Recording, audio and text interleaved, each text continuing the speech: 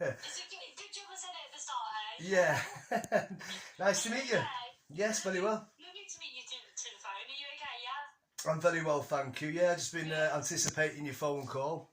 Oh, I'm glad. Yeah, I'm excited to chat to you about this. Are you okay if I record this just so I can transcribe it? Yes, of course. Perfect, thank you. So, I mean, your story is really incredible, so it's really nice that you reached out to us and I'd love to speak about this. So, please can you tell me a bit about your journey all the way from like rock bottom to here now, if you're comfortable Of sharing? course, yeah, of course. Well, well, a few years ago, my life looked completely different to this. I was caught up in addiction, crime, prison.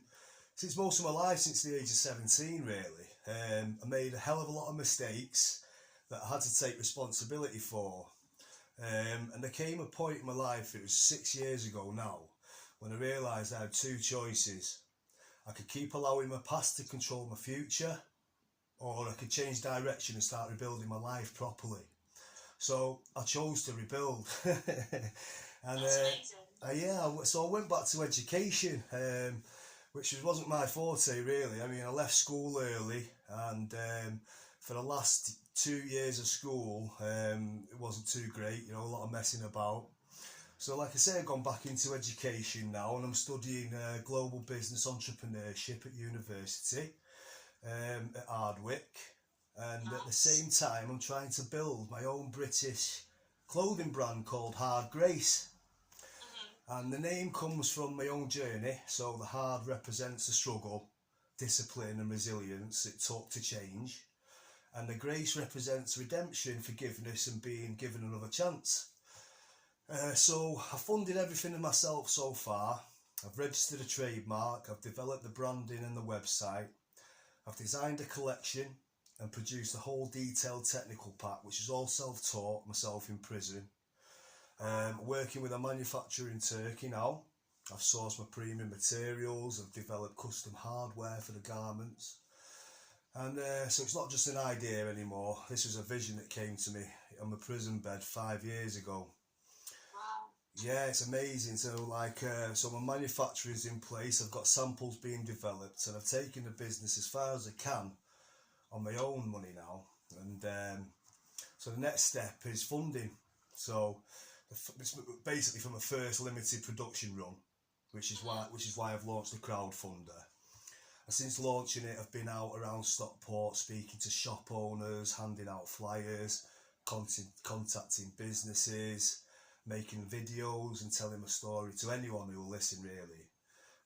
I'm mentoring young kids in the process as well, trying to steer people away from that life of crime, you know, because I know from Yeah. my mistakes that, you know, that it's not the way to go, and you need to choose life really, you know, try to choose life, you know. A lot of people have wasted their life in addiction, and so, you know, hopefully I can be an inspiration to some people, you know, that, you know, change is possible. You know, that's the main reason why I'm contacting people like yourself and I make videos and stuff.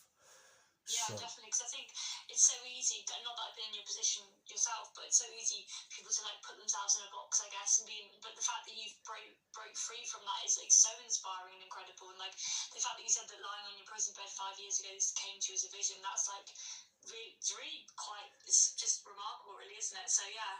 And so, what was the turning point for you to completely turn your life around? I know you said like you had a choice, but was there like a moment where you were like, oh my gosh, like I have to do this now, or like it's never gonna change? yeah, there was. It was a massive change. It was basically an epiphany. I had a vision. It was a God experience. Okay. So yeah, so basically, I don't know if it's like, you know, I hesitate about saying, you know, talking about this sometimes. Obviously, that's all I talk about in my videos and stuff like that. But you know, with yourself, like as far as like a news article, I mean, I was wary about whether to say it or not. But that's I what mean, changed me. if it's part of your experience and you found religion, then there's nothing wrong with saying that. Yeah, Like, people should be accepting of that. So yeah, tell me whatever you feel comfortable with saying.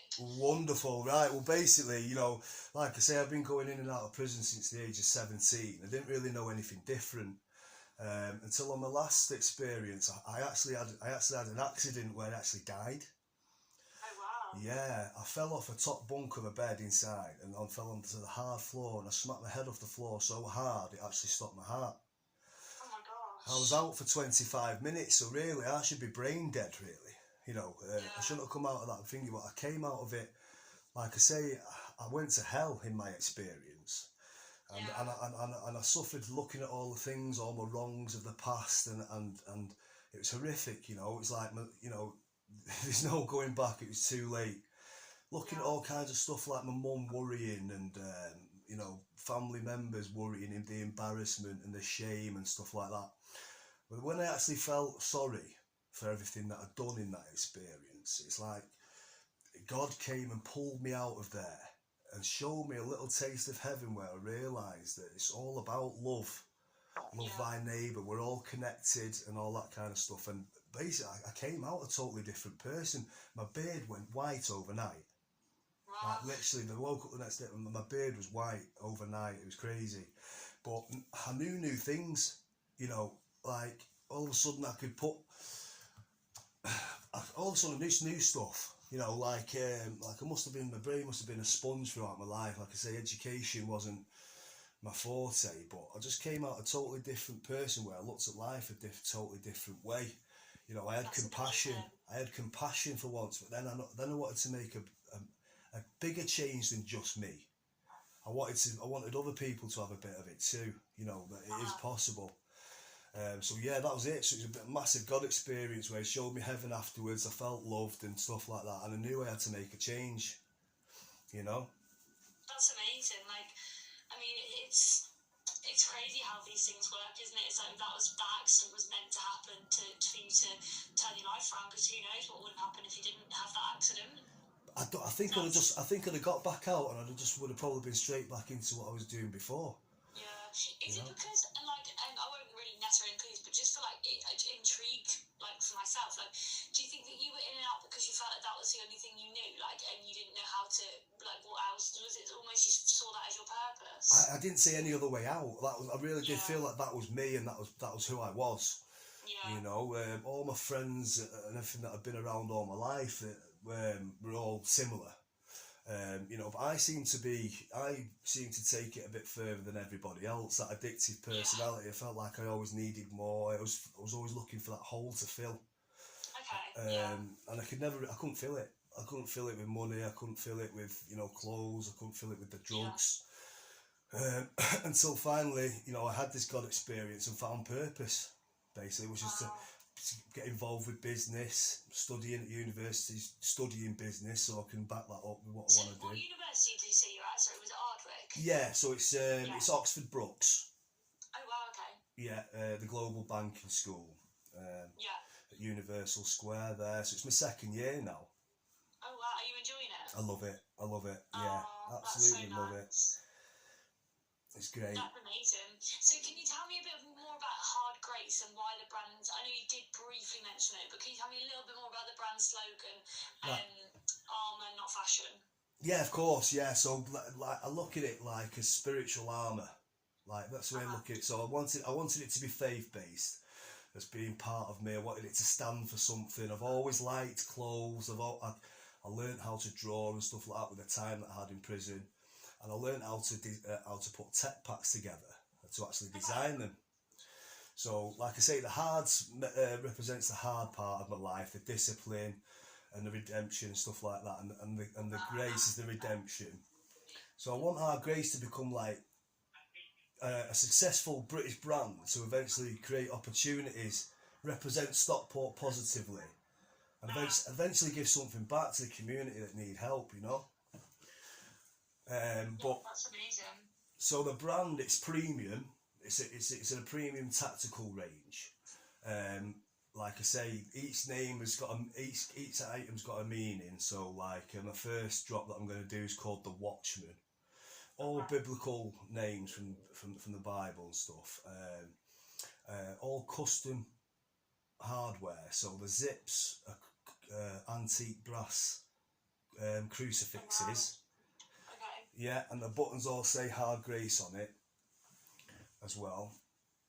And it's basically to represent transformation, redemption. Anyone who's walked through fire, been through hell, and still come out the other side with a smile on the face and want to continue, not to quit, basically. That's what the whole thing represents, you know.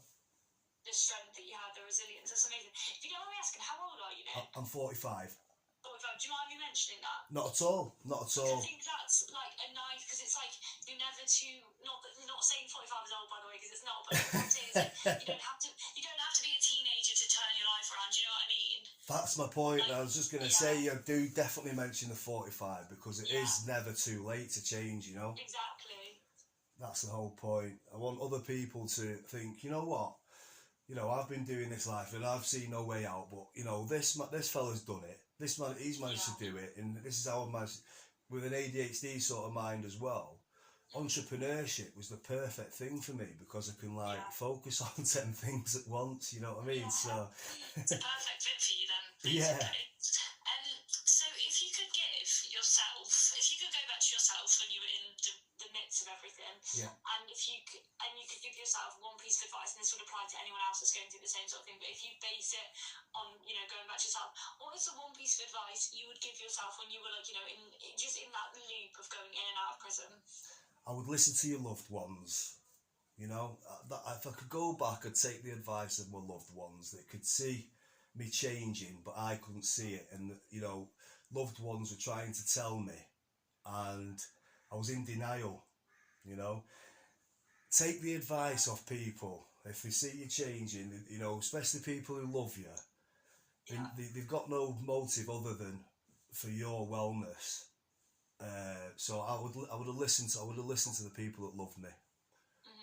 Yeah, that's a really nice piece of advice, and I'm sure there'll be someone reading this that will relate in some way, whether not necessarily directly, but in some way. And I think people fear change so much, but actually change can produce something so incredible. So yeah, it is, and it just opens up the door for everything else as well. You change yourself in one area, you know that it's possible in other areas, so you get to try new things. That's another piece of advice I see, is just try, because you don't know until you try.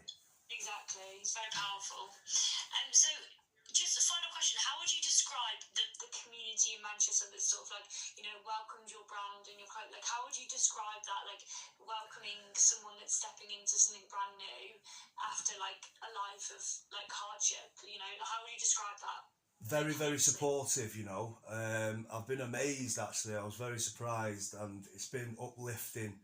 You know, since I started the crowdfunder, I didn't really think anything would come of it, to be honest with you. I've had it open just coming up to a week now, and I've managed to raise just over £1,000.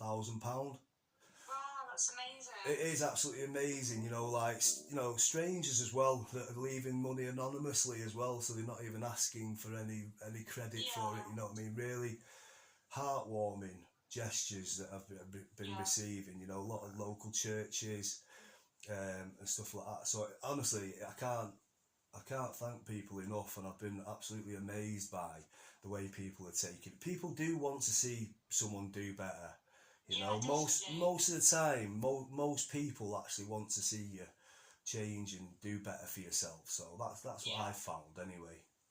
And you found that like the Manchester community has been uplifting and supportive then? They have, yeah. Because a lot of people understand, you know, how difficult. Not many people manage to get back from addiction, you know, and actually fully turn it around, you know. Yeah, definitely. I mean, it's incredible what you've done and what you're doing, and I think, I bet your loved ones are so proud of you. They are, finally. finally.